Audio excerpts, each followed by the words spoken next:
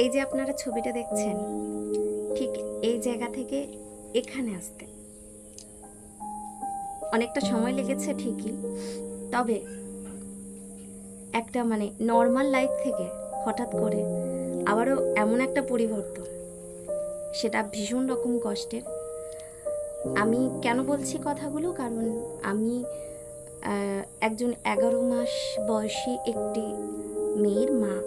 এখন আমার মেয়ের বয়স 11 মাস। আমার একটি ছেলে আছে যার বয়স 7 বছর। 7 বছর পর আমার মেয়ে।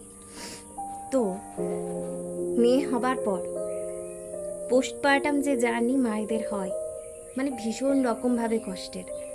এটা আমি ছেলে হবার পর এতটা ফিল করিনি, কিন্তু মেয়ে হবার পর ভীষণ রকমভাবে ফিল করেছি। তখন বাড়িতে আরও 2-4 জন লোক ছিল, যে কারণে আমার খুব সুবিধা হয়েছে, কিন্তু এখন বাড়িতে লোক সংখ্যা কম, যে কারণে আমাকে একাকেই পুরোটা মেয়ের দায়িত্ব সামলাতে হয়। শাশুড়ি মা অসুস্থ, তেমন একটা নিতে পারেন না, তবে হ্যাঁ, তাকে তো বাড়ির কাজও করতে হয়।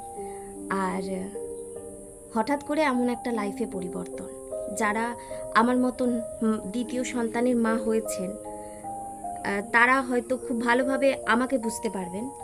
কেননা এরকম একটা লাইফস্টাইল মেনে নেওয়া ভীষণ রকমভাবে ডিপ্রেশনের।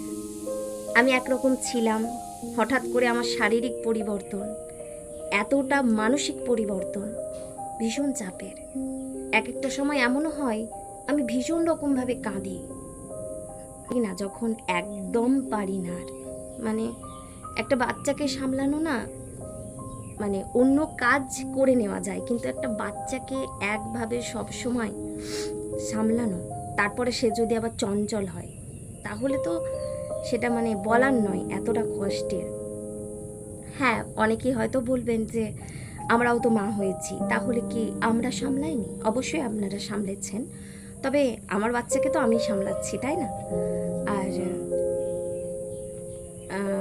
এখন আপাতত 5 দিন হলো আমার ছেলের জ্বর। ছেলের ঠিক 2 দিন পর থেকে আমার মেয়ের জ্বর আরম্ভ হয়েছে। আমি রীতিমতন কেঁদেছি, পারছিলাম না আর। তবে হ্যাঁ, আমার মা এসেছে, যে আমার জীবনে একমাত্র মুশকিল আসান। সে আসার পরে আমার অনেকটা স্বস্তি। এখন আপাতত দুজনে একটু সুস্থ আছে, পুরোপুরি না হলেও। তবে আমি বলবো, একজন মাকে না, ওই পোস্টপার্টাম জার্নি যখন চলে, একটা মা যখন বাচ্চাকে সমস্ত রকম দিক থেকে সামলানোর চেষ্টা করে, তখন না আপনি মাকে হঠাৎ করে কোনো আঙুল তুলে কথা বলার আগে দুবার ভাববেন যে তার মানসিক অবস্থা কেমন। সে হঠাৎ করে তার লাইফে এমন একটা চেঞ্জ, সে নিজে কেমন ছিল, হঠাৎ করে তার নিজস্ব যত্ন তো দূরের কথা, সময়ে খাওয়া নাই, সময়ে ঘুম নাই, সে কেমনভাবে রয়েছে, তার মানসিক দিকগুলো একটু বোঝার চেষ্টা করবেন। এমন অনেক পরিবার আছে যারা মাকে আঙুল তুলেন, তুমি সারাদিন কি করো, তুমি কিছুই করো না, একটা বাচ্চাকেই তো সামলাও, এ আর কি এমন ব্যাপার। এগুলো করবেন না। এগুলো করলে সেই মাকে আরও ভীষণ রকমভাবে ডিপ্রেশনের মধ্যে ঢুকিয়ে দেওয়া হয়।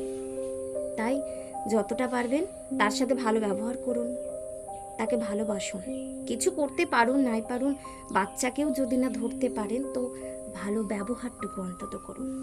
কারণ এই পোস্টপার্টাম জার্নিটা যারা পার করে, তারা একমাত্র জানে এটা ঠিক কতটা কষ্টের। আমি জানি এই জার্নিটা কেটে যাবে, সময় পেরিয়ে যাবে, বাচ্চা বড় হয়ে যাবে, তখন এতটা কষ্ট থাকবে না। তবে এই সময়টা পার করা না ভীষণ কঠিন একটা মায়ের পক্ষে।